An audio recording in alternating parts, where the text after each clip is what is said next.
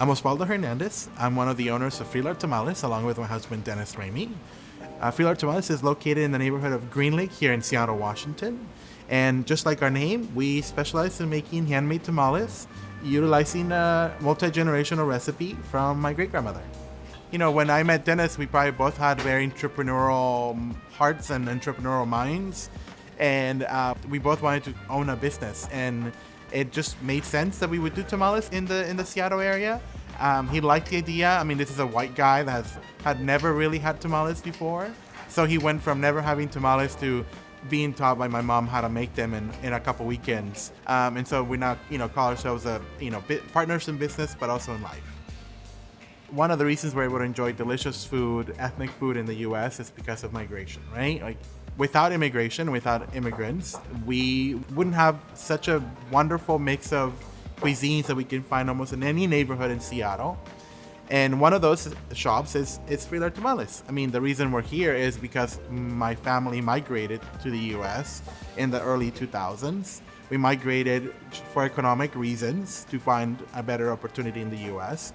And that immigrant story is very important to us. We love to share it. We love to make it a centerpiece of who we are because it's become an advocacy issue for us.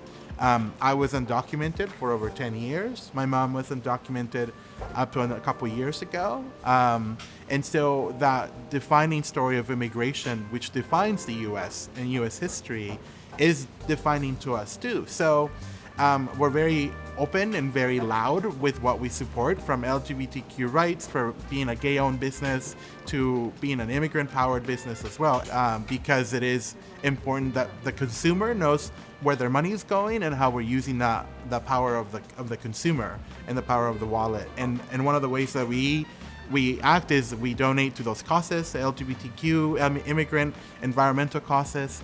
And so we take action that speak for themselves, and we want people to know that. The pandemic highlighted huge inequities in almost every section of society. We're so eager to get back to a sense of normal, right? And for those of us with privilege and money, normal will be great, but the normal for the people that really don't have the privilege that some of us do will not be great. And so how do we make sure that we keep those in the back, in the forefront of policy and advocacy as we continue to move forward? Because we should treat frontline workers the same way we gave them the title of heroes at the beginning of the pandemic. But we often fail to do that in this country. So that's unfortunate.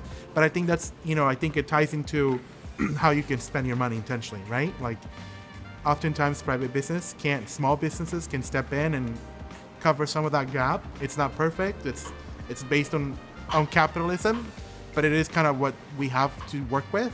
So continue to spend your money wisely, intentionally, to help us really, honor the people that are doing the work, the hard work.